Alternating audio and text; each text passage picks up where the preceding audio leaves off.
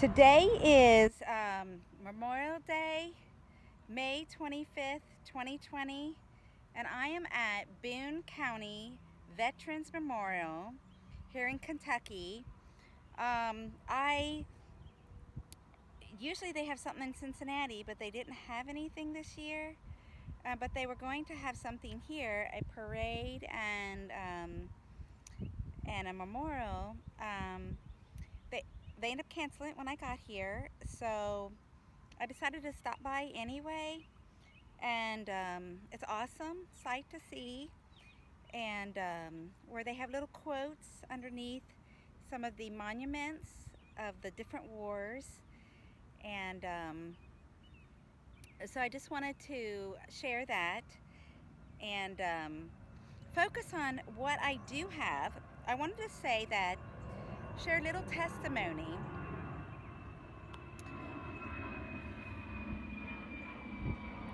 It's a beautiful day today, and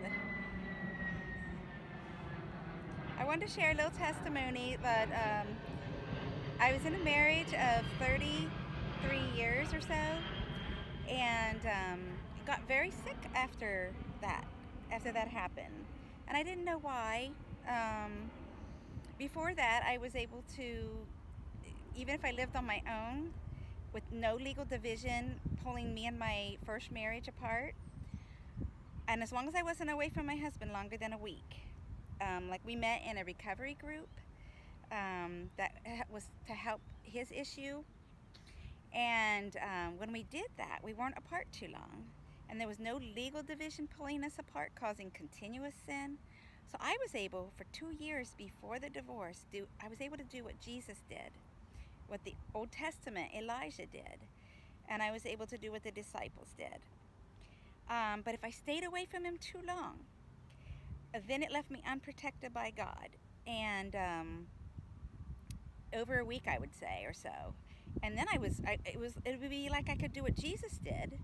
And then all of a sudden, then I was like Jesus, who was suffering abandonment, betrayal, abuse, thirsty. He felt the weight of the curse. It just was. So you get abandoned by people. You don't get helped. You feel forsaken by God. But what I do have during this, so I discovered something. I was getting very, very sick when I would stay away from my spouse, my lifetime spouse. And but when I would go around him after the divorce, or even during the divorce, because there were sometimes legal divisions during the divorce. But if I obeyed God rather than man, if I submitted to God, or was supposed to cleave with our first spouse, then I had help from God to get better temporarily. And that would help, because the longer you stay away, the worse I was getting. So that would help stop that for a temporary time. And finally, I realized this is obviously sin to be away from your spouse. And so, but God had given me a solution to help me survive until we could be delivered from this evil, as the Our Father says. And Jesus gave us this 2,000 years ago. He gave us the Our Father, where we are going to be, where forgive us our sins, when Jesus says, go and sin no more. But we're going to be sinning by being apart from our first spouse. We're going to be led into temptation, and we're going to be trespassed against. We're going to need to forgive those who are trespassing against us, as we want forgiveness, because we're going to be sinning all the time. And we're going to be passing that to our children and our children's children while we're apart from our spouse. Cursing our children to the third and fourth generations of our descendants. But until we're delivered from this evil. And so Jesus told us to take daily bread. And when he said to take daily bread, I've noticed that it helps me the best. You got to confess that you're ungodly separated from your lifetime spouse. It helps me the best when I take it in the morning at sunrise and in the evening at sunset. Praying the Our Father, praying to be delivered from this evil. Because the governments were supposed to be on his shoulders, but they're not. And marriage involves two people that are supposed to cleave.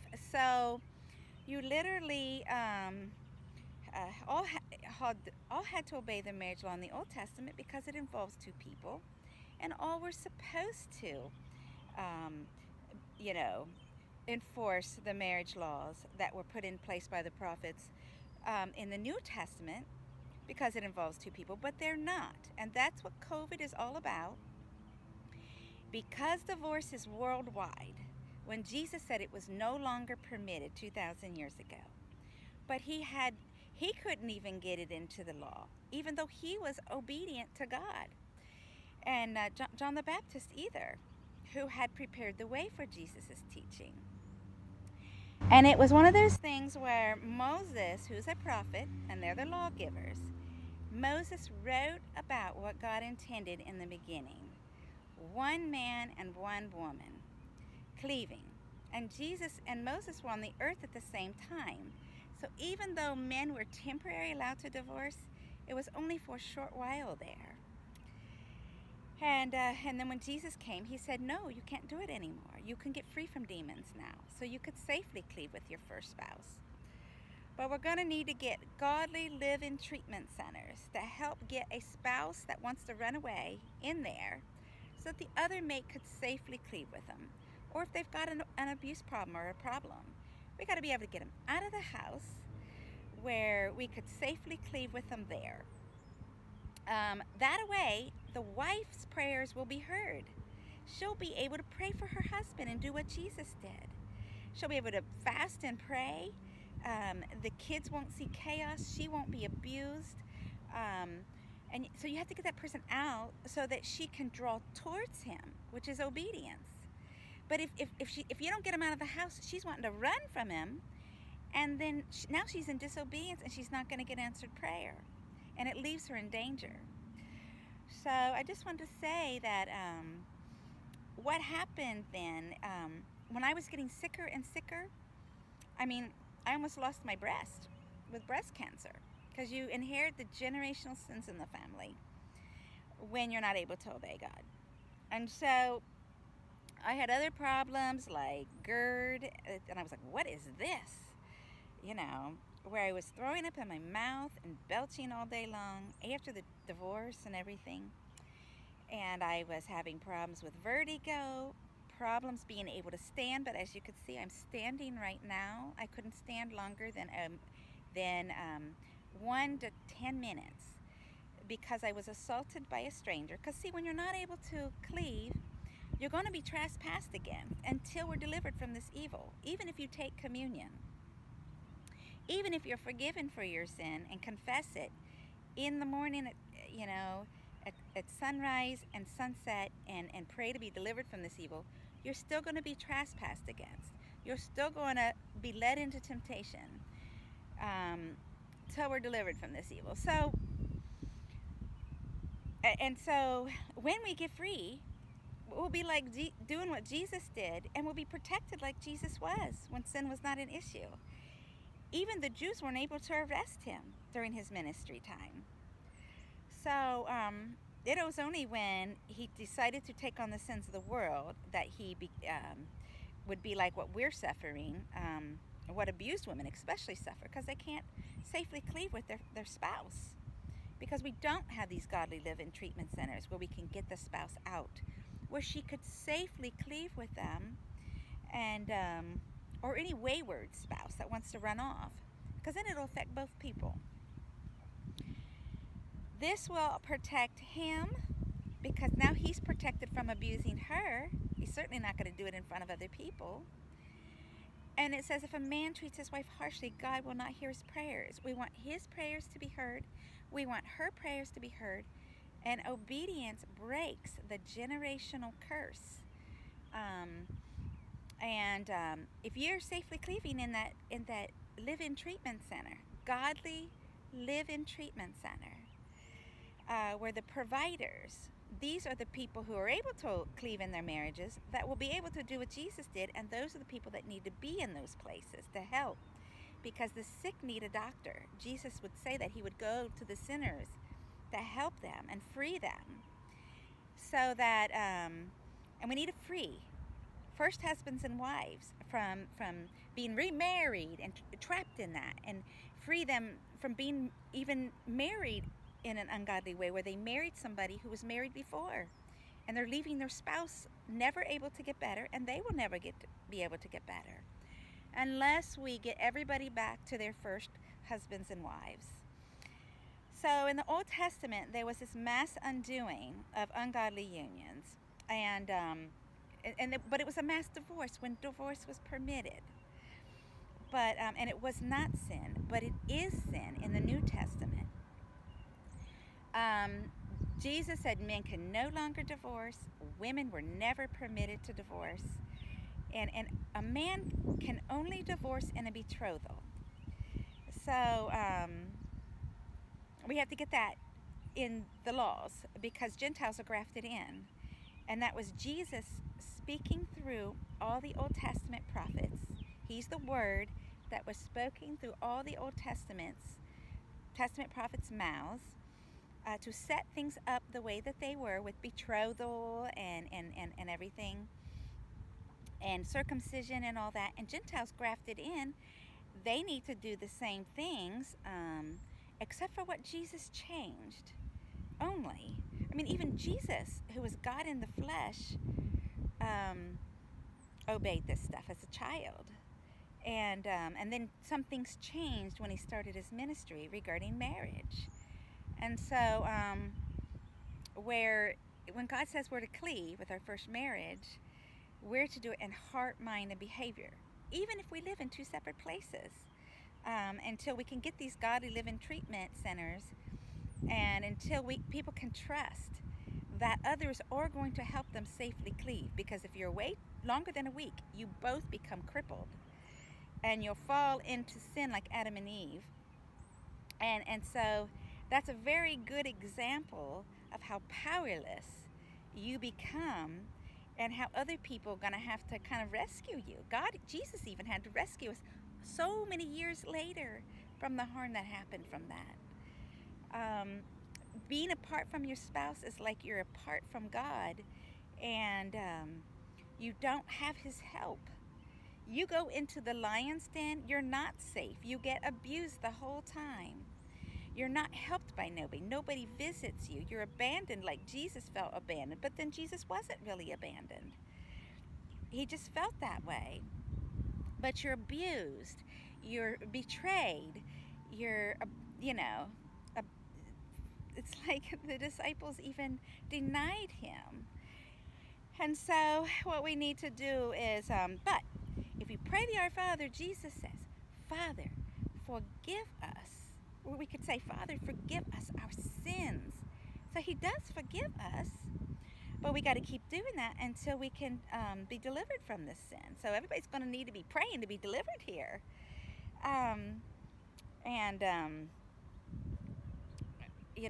Taking daily bread, because that can help keep breast cancer away, diabetes away, GERD away, COVID away from overtaking you. Now, if I stop taking the daily bread, Jesus says take daily bread till you're delivered from this evil. If I stopped taking the daily bread, I wouldn't be able to stand right now. I would be in a wheelchair. I could sit on the thing is I still have pain in my body, and a neck and a back injury. It's not gone, but it's less when I take communion. I could stand longer. Before I found out about the communion, I could only stand from 1 to 10 minutes. And I was in a panic, having to sit on the floor and on the ground. I could exercise fine, I can walk fine, but I couldn't stand from a neck and a back injury, because you're not protected when you're divorced from your first mate with these legal divisions that are continuous sin. Continuous sin until we're delivered from this evil. So that's why you got to take daily bread and confess it as sin. But I'm so thankful. See, before I was blessed when I could obey, able to do what Jesus did, and the disciples and Elijah. When I could cleave, even if I lived separately from my husband, as long as they were both our places and there was no legal division between us, and we weren't apart longer than a week. But even when I moved out on my own and I was away from him longer than a week, oh my gosh, I would go from raising the dead to, you might say, to a lamb going to the slaughter like Jesus. And I wasn't helped by God. I was, but as soon as I would call my husband up or put him on HIPAA and let him be a part of what was happening to me, I've got answered prayer again, and but you can't do that in divorce.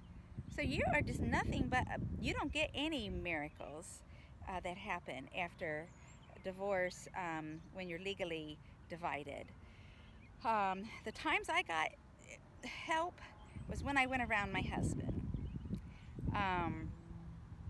Or once I found out about the communion, it took me going around my husband to keep me alive and to learn what to confess, so that I could now confess it and take communion. And then that has helped me stay healthy enough to, but there's still things, you're not as healthy and strong and everything.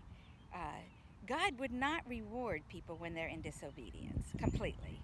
He's helping us survive until we can be delivered from this evil. I haven't been able to get homework done. It takes me forever to get things done. The things I want to do, I haven't been able to do. I suffer attacks. They're not as bad though.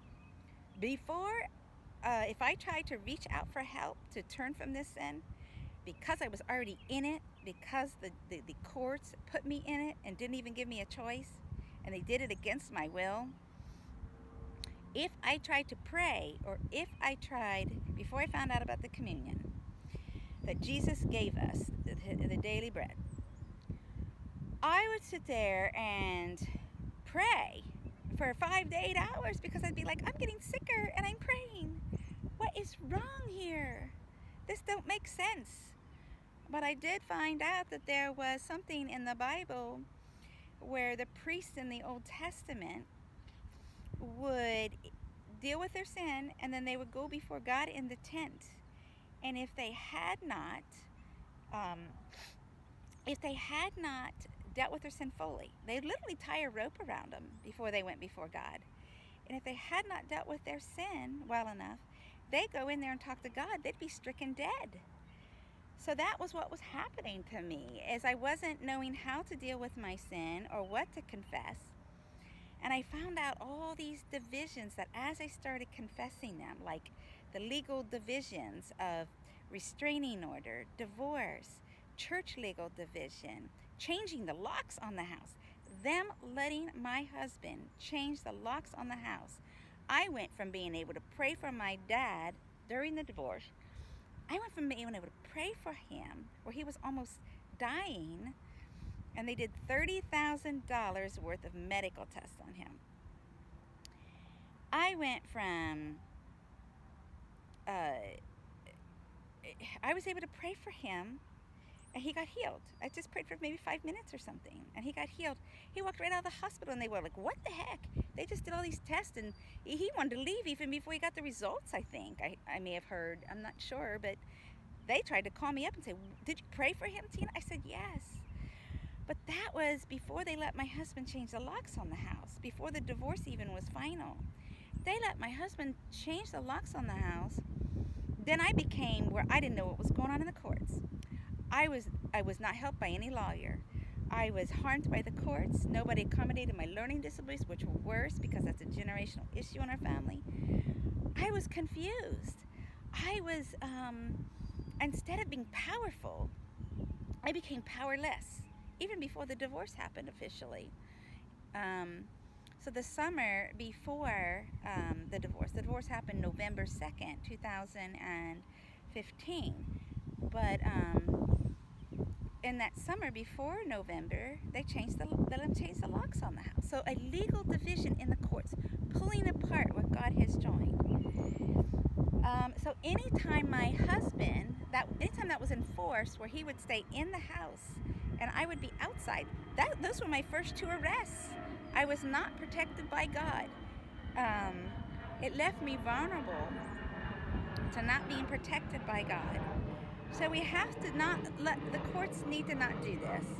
They need to not pull apart um, what God has joined, first marriages, um, because it's anyway. I just want to share that.